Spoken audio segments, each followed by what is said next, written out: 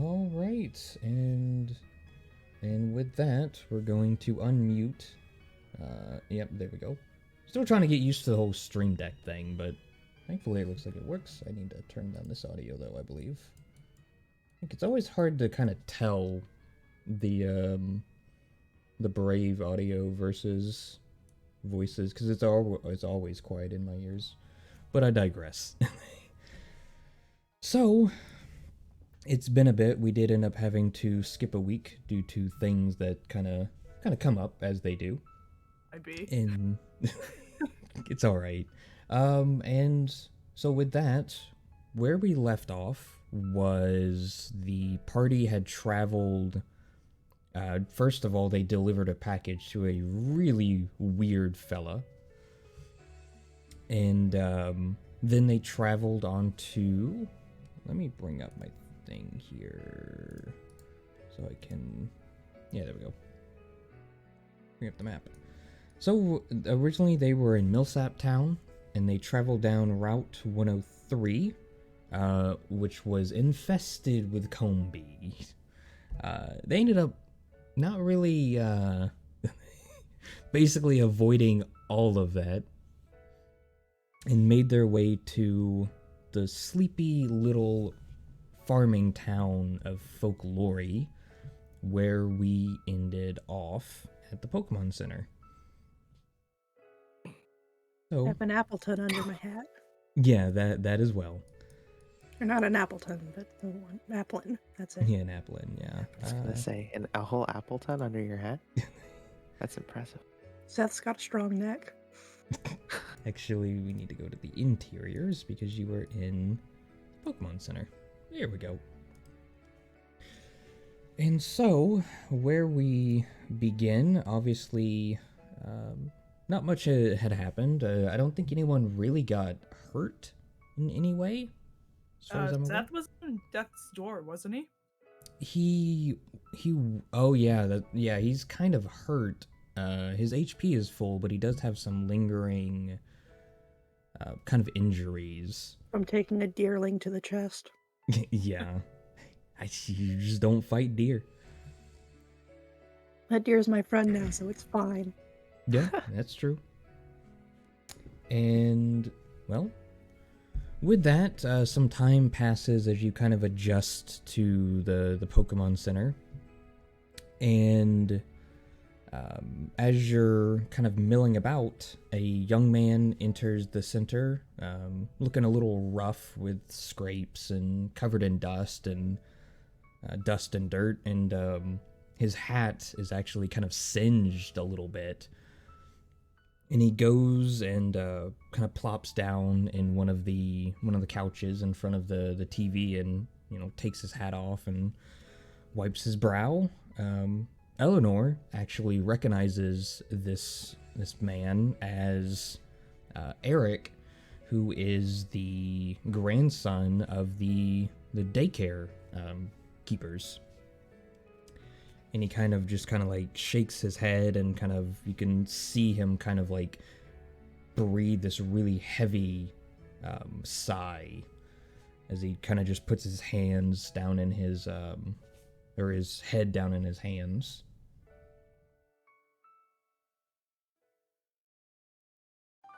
Immediately run up to him and kind of just jump on him.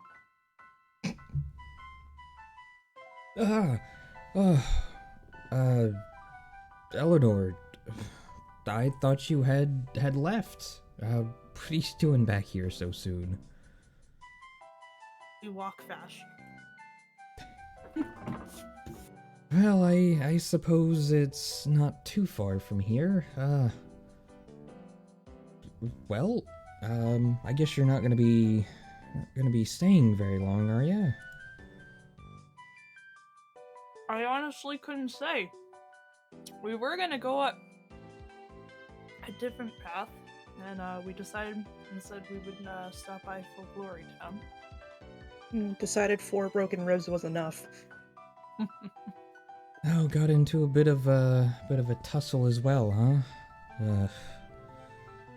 Gotta say, I'm glad it didn't involve fire, like I'm guessing yours did. Oh, Yeah. Having a bit of a problem with a Torchic. I don't know where it came from. I just kind of obviously my grandparents they left to head to Melrose and left me in charge. And one day come unlock the door and there's just a little cardboard box sitting there, and open it up. There's a little Torchic in there, and I scanned it with my scanner, and it's not owned by anybody as far as the systems are concerned, but it doesn't seem wild. Just a little unnaturally aggressive, I guess I could say. It's definitely a handful. Have you tried being kind to it? I'm sure the little baby's just scared. Oh, I've done absolutely everything. I mean, you know me. I've been working in the daycare with my grandparents since I could walk. I've handled Dodrios, I've handled Rhyhorns, I've handled Blazikins, but I don't know what it is with this Torchic. It picks fights with everything. It sets things on fire whenever it wants to. And almost, I swear, sometimes it has some type of look in its eyes, like it knows what it's doing. I mean, maybe it does. Maybe it's trying to find its purpose in life, and it actually knows what it wants to do. I guess so. And kind of with that, the door to the center just kind of like flies open, and somebody wearing kind of like a flannel shirt, some jeans, and he's got a pitchfork. And he goes, Eric, your daycare's on fire. And Eric just kind of like shoots up. It's what now? It's on fire. I can see the smoke from here. He kind of just turns. You think you can help me with this? I don't know the type of damage. Anything for an old pal. Much appreciated. And with that, he kind of like rushes out the door with you all in tow. And okay, activate for Glory Town. There we go. And so as you kind of exit the Pokemon Center, he, runs off in the direction of the daycare, which Eleanor knows exactly where it is. And one up here, right? Yes. Behind the Pokemon. Okay. Yeah. And you can smell the smoke in the air, and looking in that direction, you can see that it's kind of like billowing out from behind the daycare. And that's behind the daycare is where the Pokemon are. It's like their little playground back there. Let me go ahead. Sprout. Sprout in danger. All of that was supposed to be hidden, but alright. Whoops. Alright, well, I guess since y'all, oops, that's the stream. Yeah, let me, I'll just drag y'all over there. Whee. We flying. Creative mode activated. I just want to point out, by the way, that did I not rename Fletchling? Oh, I did. No, you hadn't decided yet. Oh, that's okay. The Fletchling is a Okay, who are you? Yeah, Valor. everyone. Valor is out right now. Okay. Yeah, you always got to tell me those kind of things. So. Yeah, it's this scene. Fletchling was out, but in the interior, Valor was out, so I didn't think of. Yeah. Seth, That's are okay. you bringing a Pokemon out? I still got the applin under my hat. That is true. You do. So I guess he's just chilling up there because the rest of them I had put away whenever we were running through the combi. Mm-hmm. That is correct. Getting here and seeing the flames, I definitely would pull out Maggie. Okay. Right. Yes, that is. Goodbye, Charles. There you go. Goodbye, Charles. Goodbye. I mean, Charles could have stayed. Granted, he wouldn't be much help. Yeah, I mean, there are no rules about how many Pokemon you can keep out. You could literally just walk with your whole team behind you. That's a lot of management I don't want to deal with. Yeah, I mean, it's kind of the same thing when they're like, oh yeah, come down to it, you're gonna be fighting like 15 Pokemon at a time. It's like, oh, no, I don't think so. I'd rather just use souped up Pokemon, I think. But I digress. So you make your way through the daycare with Eric in front, and he kind of like stops dead at the gate to the back of the daycare, and he looks around, seeing that parts of the playground area is covered in fire and smoke. And he kind of like looks around, Pokemon are all scattered about. And he kind of like, he looks directly at the Torchic and he goes, and would you look at that? That little bastard's trying to set more things on fire, and he's got the impident twins in tow.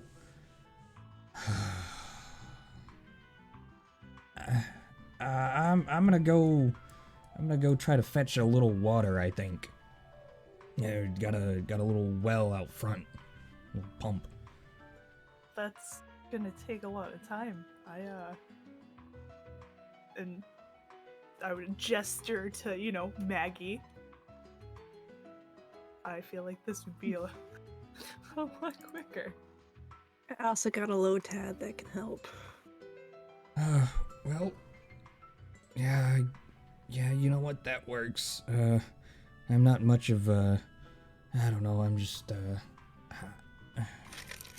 If you do not mind my interjection, of course. perhaps as well as putting the fire out, you might want to subdue the Torchic, perhaps? And, maybe take it somewhere where it won't cause much more harm.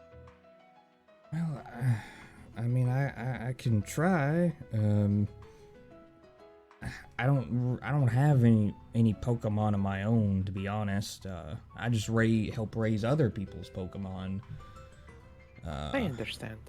Do you think you Take care. can take care of it? All right. Well, I think I'm gonna go make a phone call.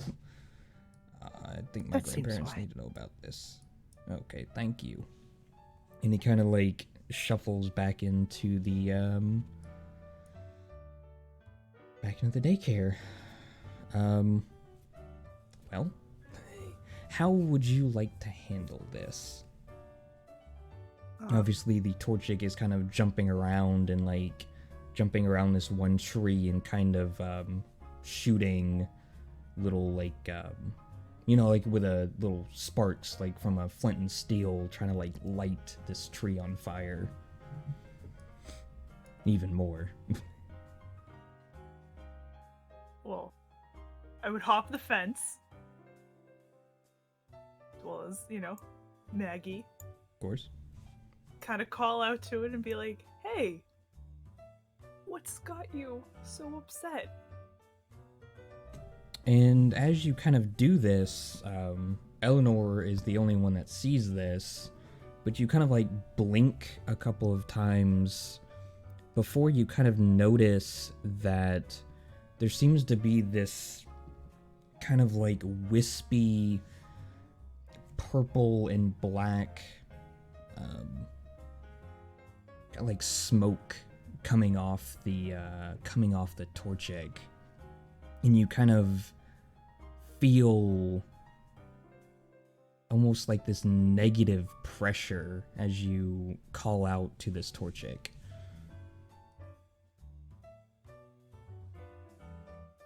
Going Gale of Darkness out here. I mean, I have mentioned it's one of my favorite Pokemon games.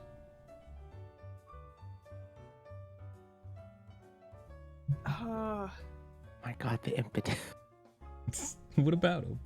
You got a problem with my impotence? No, I don't know why. I just zoomed in on them and I was like, oh my god. Yeah, they're a little derpy. I mean, first of all, they're not supposed to be in sprite form to begin with, and so someone sprited them. Yeah, they're a little scuffed, but that's Yeah. well,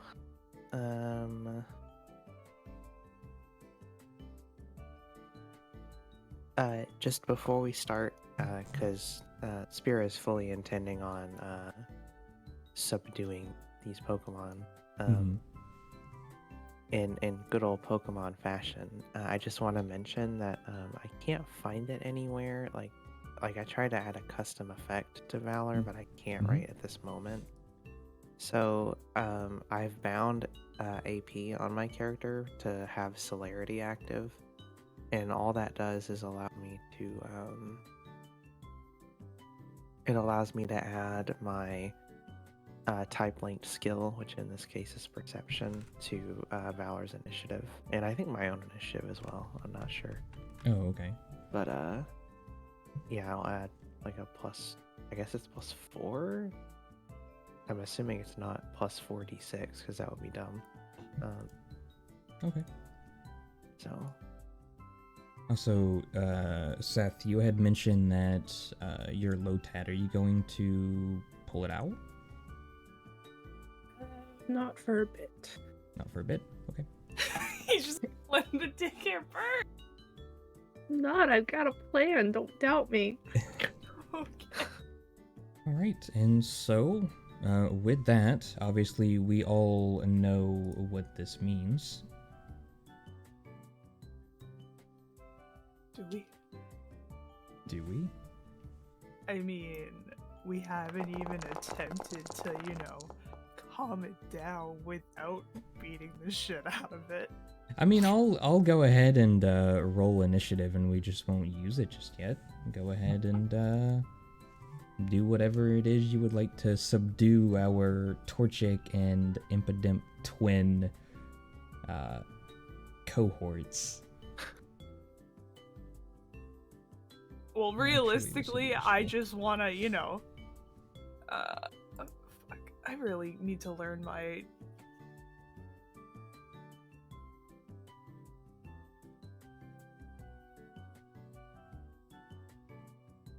Realistically, I just, want to attempt a charm, to... What's it called? Essentially, I'd call out, "It's okay. No one's gonna hurt you." An attempt to, let's just, calm down. And please stop lighting the trees on fire. All right, go ahead and roll for charm.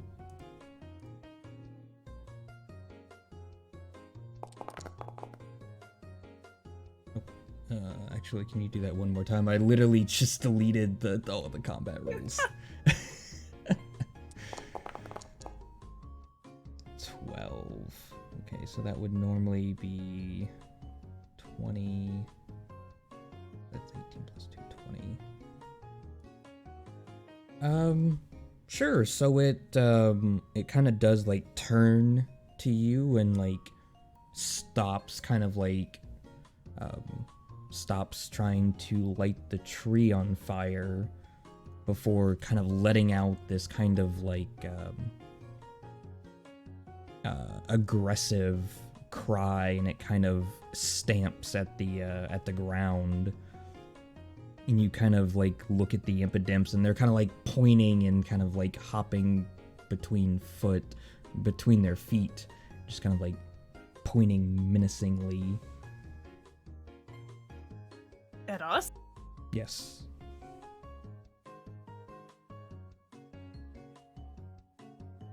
Terrible choice, but I'm definitely gonna move forward. I also at the same time would be like, all right, Maggie, you know, let's go save the Bellsprout. Yeah, I was gonna ask, how tall is the fence? I assume tall enough to hop it, because that's what I said. Yeah, well, you scrambled over the gate, which is slightly lower than the fence, but the fence is definitely a little bit too tall. It's taller than a Bellsprout, which I think is only like a foot. It's probably like a 3 foot So fence. tall enough for Seth to reach over. Yes. And then this like ledge here is, how wide is that? It's gonna be Really 10 just like Right. is there a roll I need to like get over here on this side of the fence? Yes, you're going to need to make an athletics check. I believe you have something about that helps. Yeah. Where the heck is it? Traveler? No. Survival drive? No. It There is is something a to do feature with that my lets you survival. Oh. use your survival in Oh, place of shoot. athletics. And Yeah, but it's survivalist. Choose a terrain in which you have spent at least 3 nights. Plus 2. You know, this would be considered a field. So go ahead and add +2 to your athletics or acrobatics skill. Both of your skills are the same. Yeah, they're both untrained. +2 to this. What the hell? oh, that was 2 ones. Yep, that was Snake Eyes. Yeah, you definitely have a bit of an issue scrambling up the hill. So yeah, I mean, you kind of like maybe you grab onto a loose rock of some kind and just kind of like tumble back down. And I think with that, I think we're going to officially kind of start, at least for combat turn order, I believe. Okay. There we go. All right, and with that, what will Valor be doing? Well, he is.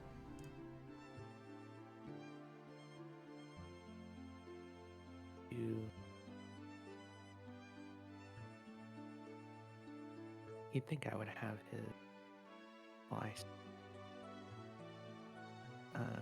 memorized by now. Can't quite make it there, but he is going to. He's going to try to execute a couple flybys. Okay. And Spira herself doing anything?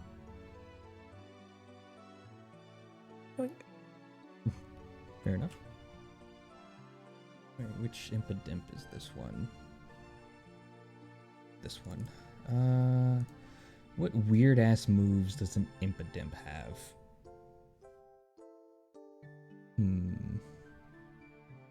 Oh, that's right. Remember to add impidimp to your dex entry. Yep. Weird little creepy gremlin.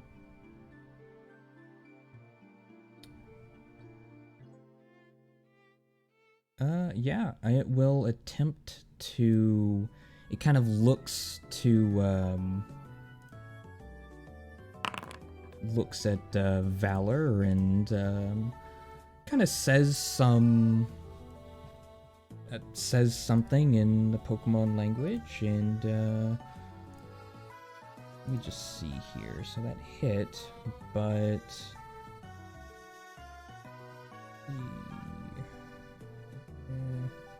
yeah. So increase Valor's special attack by 1, while also being confused. Oh boy.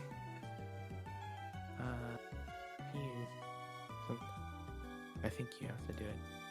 Yeah, there we go. Confused. Oh boy. Alright, and now it's the Torchic's turn, what is its movement? Some of this actually did change.